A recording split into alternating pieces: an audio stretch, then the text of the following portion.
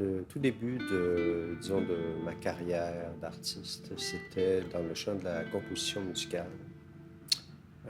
J'ai d'ailleurs fait la première du groupe Tuyau ici à Victoriaville en 1987, ce qui ne me rajeunit pas. Et c'est ça, tranquillement, la construction d'instruments, le travail sur les scénographies de nos spectacles.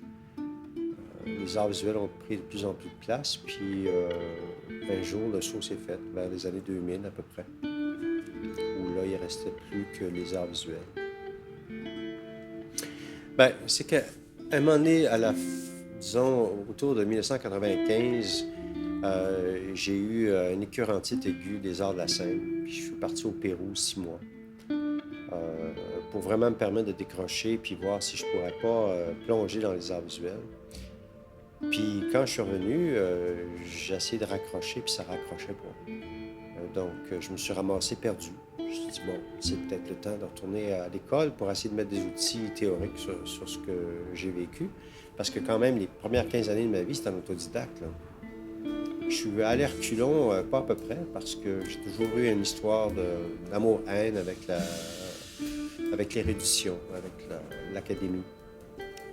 Mais ça m'a fait beaucoup de bien, surtout les cours de philosophie, les cours d'anthropologie. J'étais là-dedans comme un... Bon, enfin, donnez-moi de l'input.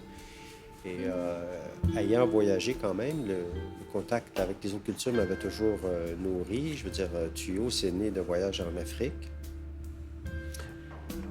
C'est sûr que l'anthropologie devenait un petit peu la discipline d'attache où je pouvais faire sens de toutes ces expériences-là, de tout l'interculturel dans ma démarche.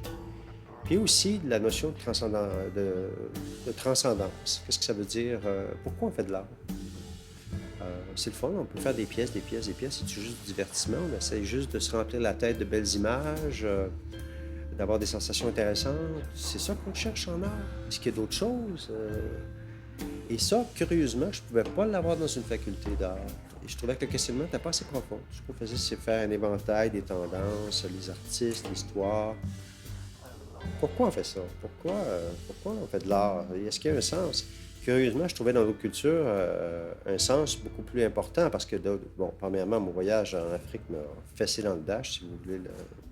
C'est ça que j'allais chercher en Afrique. C'était un contact avec le rituel, des sociétés où l'esthétique ou la pratique artistique, là, il faut vraiment mettre des gros guillemets, a un autre sens, une autre fonction sociale. On a des rituels où on essaie de conjurer le sort, on essaie de faire sens de la vie, de la mort. Ça m'intéressait. Il y avait une dimension existentialiste, existentielle euh, à la pratique artistique qui était intuitive pour moi, mais que je ne retrouvais pas le discours, ou très peu, 1%, 2% des pratiques artistiques, toutes disciplines confondues.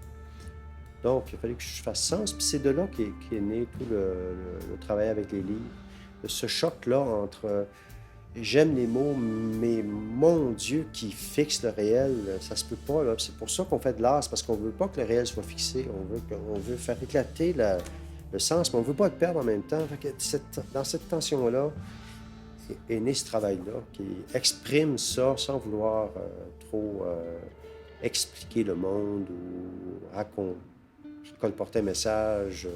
Je pense pas que c'est le but, mais il y a ça là-dedans. Il y a cette dimension existentielle du sens d'être un être humain. On est fasciné par ce qui se passe dans notre tête, par l'expérience, par nos sensations. Euh, et cette fascination-là fait que d'une certaine façon, on est sous hypnose. On le voit maintenant avec les bidules, les machins. Je pense pas à décrire un paysage mental qui serait une critique de notre civilisation. C'est pas ça. Je continue ce que j'ai commencé la veille. Et ça va au contraire, d'éliminer tous les contenus de tous les livres que je travaille. Quand je fabrique un paysage à partir d'un livre, en quelque part, je le vide de son contenu. Je nie son contenu. Sciemment, avec effort, j'essaie vraiment de retourner à la contemplation. Je pense que c'est ça le mouvement de mon travail, c'est retourner à la contemplation. Adieu, le titre est venu plus tard, mais on m'a donné à un moment donné dans un stationnement, comme si c'était de la drogue. On m'a donné en cadeau une série d'encyclopédies Britannica qui était belle, qui était une couverture entoilée de bleu avec le lettrage en or. C'était magnifique. J'ai dit, il va falloir que je fasse quelque chose avec ça. En même temps, on apprenait que l'encyclopédie Britannica cessait la publication de son édition papier. Donc c'est fini. Puis là, c'est à la chaîne, toutes les encyclopédies qui existent ne publieront pas d'encyclopédie en papier. C'est fini. Cette époque-là est finie. Alors tout de suite, j'ai pensé à dire adieu à ça, à faire un grand paysage qui serait en même temps un hommage à cette période-là. Mais le titre s'est imposé parce que c'est adieu au paysage aussi qu'on détruit, c'est adieu au monde qui était d'une telle façon et qu'on ne reverra plus jamais. Quand on détruit un paysage, on ne le reverra plus jamais. Donc, ça va repousser d'une autre façon, ça va être autre chose, ça va prendre des siècles, puis on ne sera plus là pour donc, adieu à ces choses-là qu'on perd. Adieu à tout ce qu'on perd. Ce qui m'intéressait dans le mot adieu, c'est aussi sa dimension, disons, spirituelle, parce que c'est un mot qu'on ne peut jamais dire avec colère. On peut dire adieu. C'est pas un vrai adieu. Quand tu dis adieu, il y a comme quelque chose de ton cœur qui est touché. Et si tu dis vraiment adieu, tu sais que tu ne reverras pas une personne ou une chose. Euh, c'est humilisant, dans le sens que ça te force à l'humilité. Ça touche, tu sais. C'est un mot très fort, adieu.